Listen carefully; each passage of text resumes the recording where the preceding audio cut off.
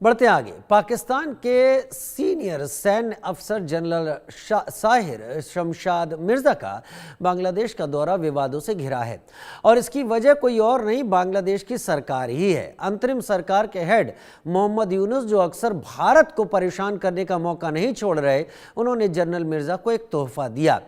मोहम्मद यूनुस ने जनरल मिर्जा को art of Triumph नाम की कलाकृति तोहफे में दी। इस कलाकृति में बांग्लादेश के नक्शे में कथित तौर पर भारत के पूर्वोत्तर राज्यों को दिखाया गया है। अंतरिम सरकार के मुखिया मोहम्मद यूनुस ने जो हरकत की है, उससे भारत के पूरे पूर्वोत्तर क्षेत्र में अस्थिरता का अंदेशा का इशारा है। यानी बांग्लादेश, पाकिस्तान मिलकर भारत के अंदर अब पूर्वोत्तर में अस्थिरता पैदा करने की कोशिश करेंगे। इसे लेकर जहां भारत की नाराजगी देखने को मिली है, तो सुरक्षा एजेंसियां भी अलर्ट पर हैं, क्योंकि भारत के पूर्वोत्तर क्षेत्र को बांग्लादेश के विवादास्पद मानचित्र में शामिल करने के पीछे एक बड़ी साजिश भी हो सकती है और बांग्लादेश ऐसे इशारे पिछले कई दिनों से लगातार देता हुआ दिख रहा है। एक रिपोर्ट।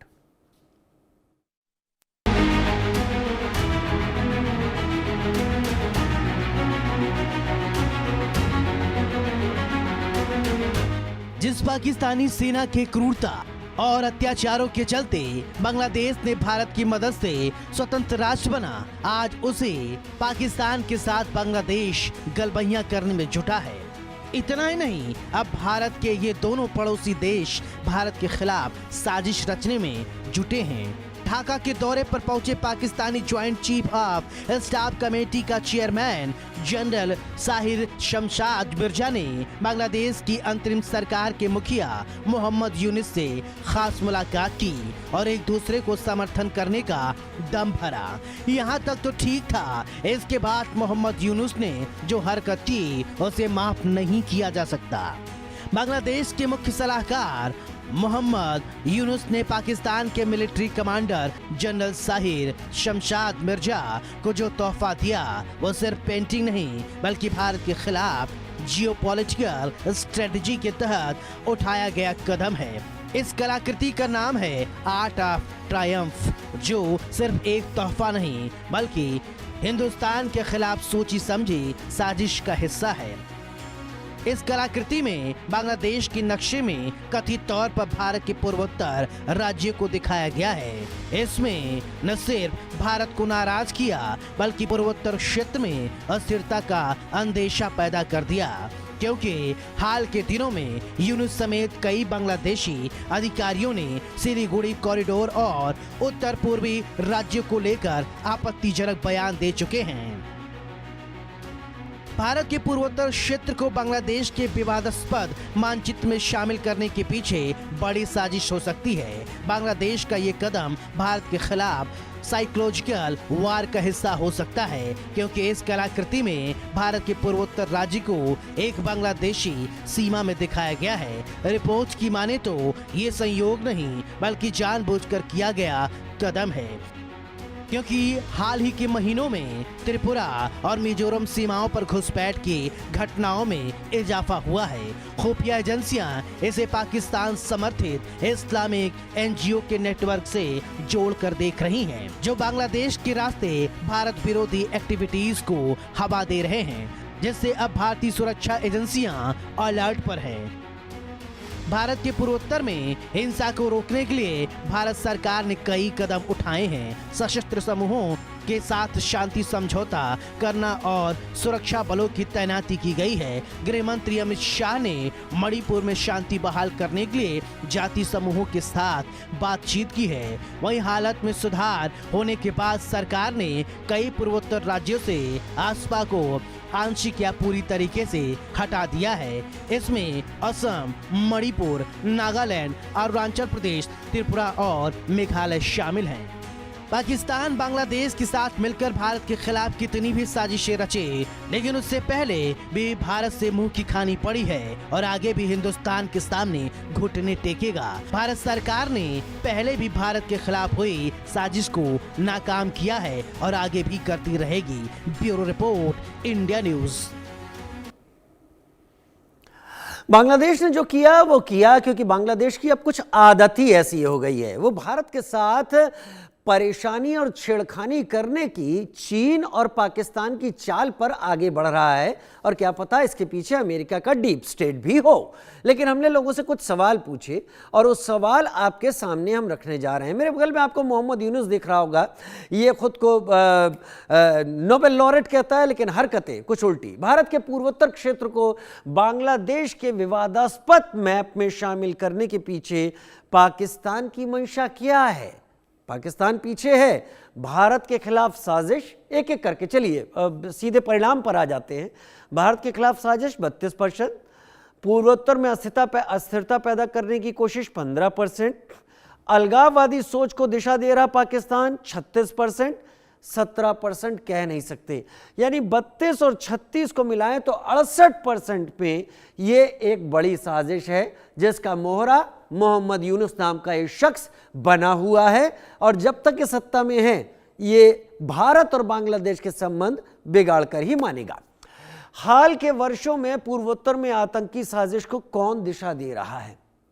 हमने कई ऑप्शंस आपके सामने रखे हुए हैं, चलिए देख लेते हैं। बांग्लादेश 7%, पाकिस्तान 32%, उपरोक्त दोनों यानी बांग्लादेश भी और पाकिस्तान भी 50%, 11% और सभी लोग यानी 50, 82 और 89% ये बांग्लादेश की हरकतें हैं, जमीन है। लगता है बांग्लादेश भी पाकिस्तान के रास्ते पर चलना शुरू हो गया है। हमने सवाल पूछा, क्या भारत के खिलाफ यूनुस और मुनीर बड़ी साजिश रचने में लगे हुए हैं? तो 78% कह रहे हैं हाँ, 18% कह रहे हैं नहीं, 4% ने इस पर कोई भी बात नहीं कही। लेकिन 78% अपने आप बताता है कि पाकिस्तान भारत को परेशान करने के लिए एक नया फ्रंट खोलने की कोशिश कर रहा है। और पाकिस्तान क्यों नहीं करेगा ऐसा? क्योंकि पाकिस्तान बना ही एंटी इंडिया सेंटिमेंट्स पर है, तो वो एंटी इंडिया सेंटिमेंट्स पर ही आगे बढ़ेगा। चौथा सवाल, पूर्वोत्तर में उग्रवादी हिंसा को रोकने में सरकार की पहल को आप किस तरीके से देखते हैं?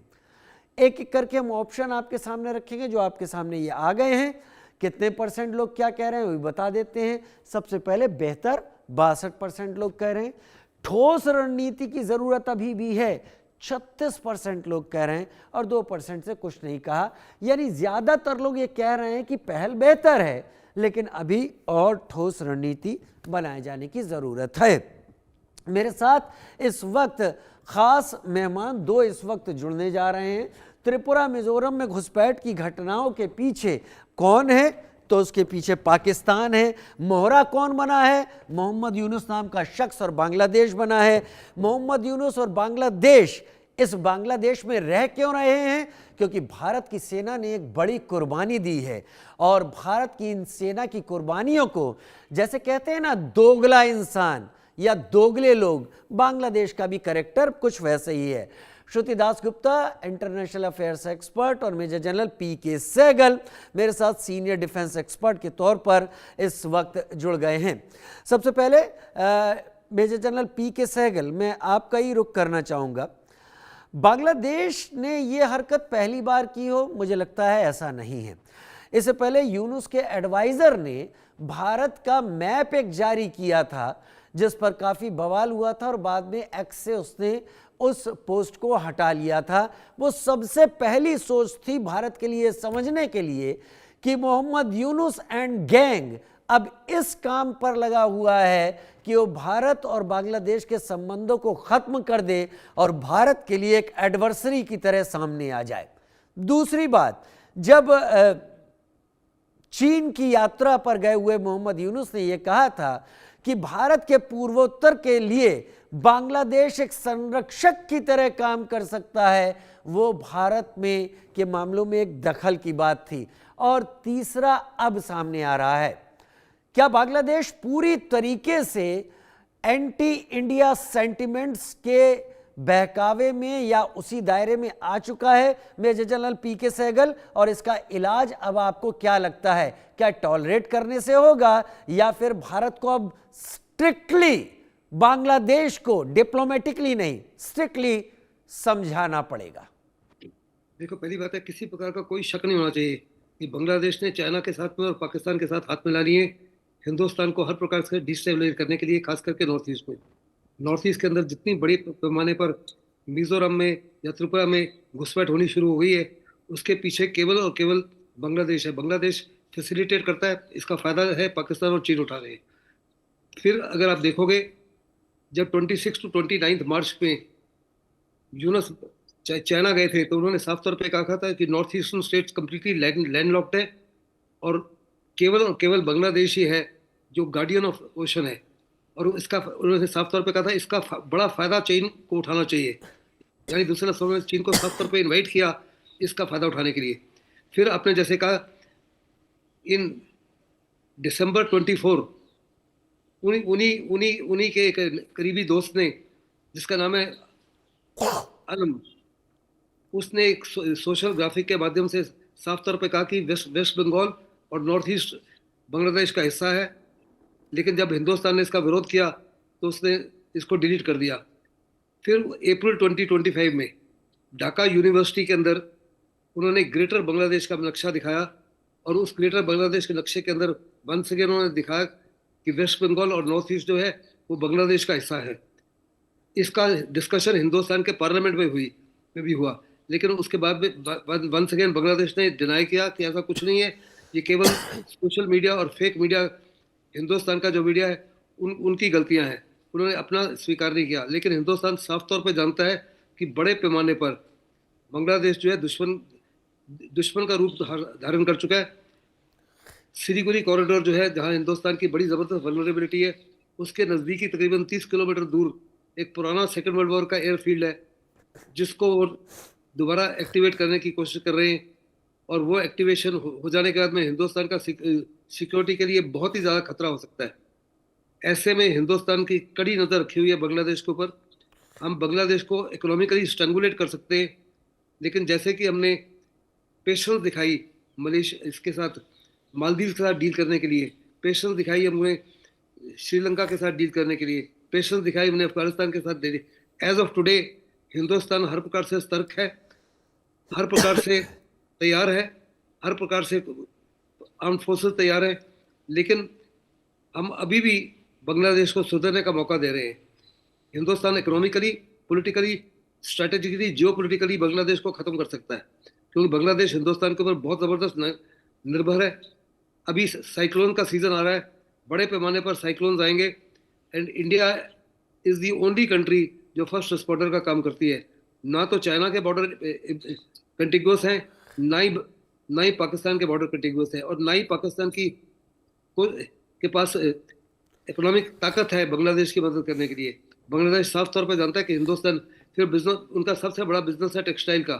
टेक्सटाइल के बिजनेस के लिए भी बहुत बड़े पैमाने पर रॉ मटेरियल वगैरह के लिए हिंदुस्तान के ऊपर निर्भर है। एनर्जी के लिए हिंदुस्तान के ऊपर निर्भर है, पानी के लिए हिंदुस्तान के ऊपर निर्भर है।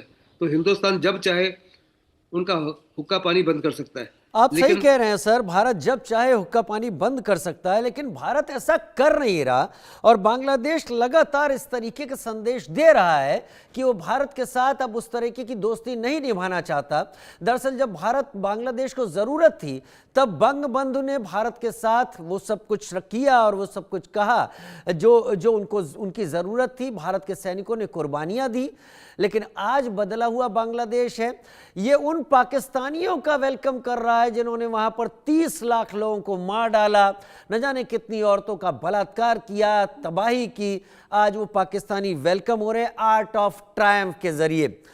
श्रुति, मैं आपसे ही जिक्र करना चाहूंगा, बांग्लादेश के 3-4 एग्जाम्पल जो मैंने मेजर जनरल पीके सहगल सर के सामने रखे थे, ये कॉन्टिन्यूसली सामने आ रहे हैं। बांग्लादेश रुक नहीं रहा है, वो सिग्नल्स लगातार दे रहा है कि वो भारत के एडवर्सरी की तरह खुद को अब पेश कर चुका है।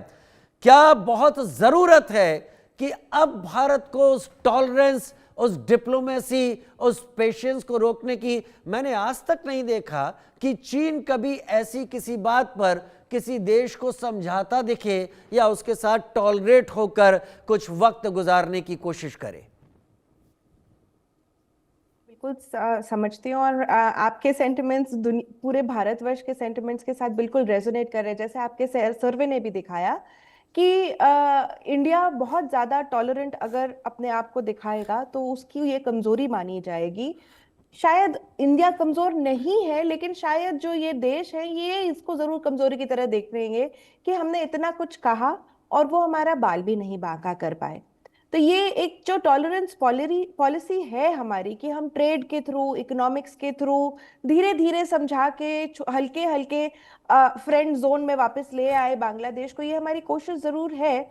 पर ये हमारा ब्रॉडर पर्सपेक्टिव भी है, क्योंकि उनके 4000 किलोमीटर से ऊपर उनकी हमारे साथ एक बॉर्डर है, एक छोटा सा स्लिवर वो म्यांमार के साथ शेयर करते हैं, उससे वो बच नहीं सकते हैं। हम जिस दिन चाहें उस दिन वहां जाके बैठ सकते हैं, हम चाहते नहीं है और ये भी वो जानते हैं, और इसी चीज का वो फायदा उठाते भी हैं। जो ये भाषा आ रही है, ये भाषा यूनिस की नहीं है, ये आप भी कह चुके कि ये भाषा है पाकिस्तान की, क्योंकि आसिम मुनीर भी बहुत बार बोल चुके हैं कि इस बार जो हमला आएगा वो इंडिया के पूर्व से आएगा। तो मतलब वो अपने वहां पे पूरे जो मैकेनिज्म्स हैं वो सेट कर रहे हैं। जो यहाँ पे लोग आए हैं ये जमात के लोग आके बैठ गए हैं स्टूडेंट एडवाइजर का रोल धारण करके। ये अपनी कंट्री की अनएम्प्लॉयमेंट, अपनी कंट्री का इकोनॉमिक डिक्लाइन, उसके अंदर बैंक्स के अंदर से मिलियंस गायब हो जा रहे हैं, वो नहीं आंसर कर पा रहे। आईएमएफ को पाकिस्तान आंसर नहीं कर पा रहा। तो ये लोग अपने ही आप में पूरा ध्वस्त होते जा रहे हैं, लेकिन इनको अपने आप से ध्यान भटकाने के लिए कोई चाहिए, और वो उनको कन्वीनियंट लगता है कि इंडिया को एक बॉक्सिंग बैग की तरह यूज किया जाए और उसके ऊपर हम चार बातें बोलेंगे, हमारे सपोर्टर्स हमारे साथ आके खड़े हो जाएंगे।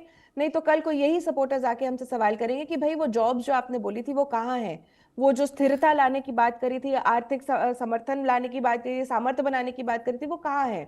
तो इंडिया अगर टॉलरेंस दिखा रही है तो ये हमारा कर्तव्य है, क्योंकि अगर हम सब जगह एनिमीज बनाते जाएंगे तो हमारा मालदीव्स के साथ भी बुरा वो रिलेशंस होते, श्रीलंका के साथ भी होते, पाकिस्तान के साथ तो है ही, हम अफगानिस्तान के साथ भी कर सकते थे, लेकिन हम नहीं कर रहे हैं। हमें लोगों से दुश्मनी नहीं चाहिए, हमें पार्टनर्स चाहिए। अगर हमारे पार्टनर्स हमारे नेबर्स हुए तो हम सब मिलके आगे प्रगति करेंगे, लेकिन एक लिमिट होनी चाहिए पेशेंस की, और वही वो इंडिया श्रुति, को तय वही करनी बात मैं चाहिए। आपसे पूछना चाहता हूं कि हमारे पार्टनर अगर हमारे सहयोगी होंगे तो सब प्रगति करेंगे। ये लैंग्वेज, ये फ्रेज क्या भारत को ही समझने की जरूरत है या फिर इन देशों को भी समझने की जरूरत है? अगर इनके अंदर इतनी बुद्धि होती राजीव जी तो फिर इतनी प्रॉब्लम ही नहीं होती ना। इनके यहाँ इसीलिए इस तो तरह इलाज की revolution ही जरूरत नहीं आती। मुझे इंडियंस को, अगर मैं रिप्रेजेंट कर रहा हूं सेंटिमेंट्स को, तो शायद लगती है। जी मुझे भी लगती है, लेकिन आप इसमें आप कुछ कर नहीं सकते। हम अपने आप को तैयार रख सकते हैं, अपनी इंटेलिजेंस डिविजन्स को आगे रख सकते हैं, हमारे स्टेट गवर्नमेंट्स को आगाह करके रख सकते हैं। इस कोई भी तरह की जेन जी रेवोल्यूशन हमारी बॉर्डर स्टेट्स में ना हो, इस तरीके की कोई घटना ना हो, इसके ऊपर हम सतर्क रह सकते हैं। लेकिन इससे ज्यादा अगर हम कोई अग्रेसिव रोल लेने की कोशिश करेंगे तो हम में और चाइना में फर्क क्या रह जाएगा, या हम में और पाकिस्तान में क्या फर्क रह जाएगा। ये लोग एक्सट्रीमिज्म की तरफ जा रहे हैं। जब देखेंगे कि इससे उनकी खुद की क्षति हो रही है तब ये वापस पलट के आएंगे, और उस समय जब वो घुटने टेक कर, जिस तरह से मालदीव्स ने घुटने टेके, उस तरह से जब ये घुटने टेक कर आएंगे तब उस जीत का मजा जो है वो सिर्फ टेम्पररी नहीं, वो लॉन्ग टर्म होगा।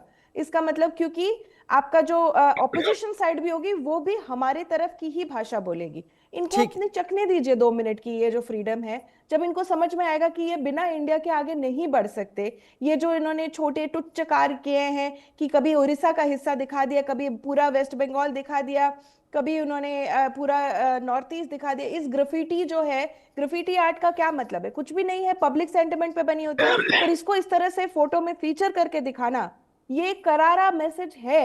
इस मैसेजिंग का जवाब देना मतलब उनके स्तर पर नीचे आके गिर के बात करना। और अगर आप किसी इंसान पे नीचे आके बात करेंगे, मतलब इंग्लिश में कहावत है, you will only come back with experience and dust. आपको और कुछ नहीं मिलेगा। ठीक है, आप मेजर उसकी तरह जनरल पी के सहगल, हमें कुछ नहीं मिलेगा ऐसा श्रुति जी का यहाँ पर कहना है।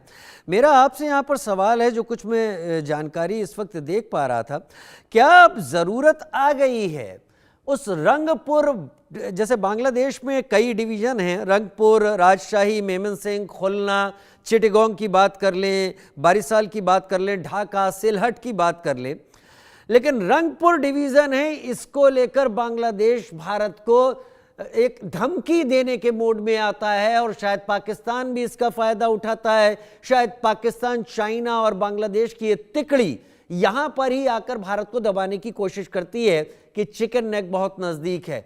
क्या रंगपुर डिवीजन का एम्प्यूटेशन अब जरूरी हो गया है?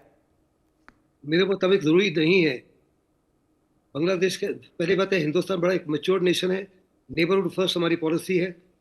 हिंदुस्तान साफ तौर पे जानता है कि जहां तक यूनुस का ताल्लुक है, Yunus has been put he's been a nominated person by the American deep state।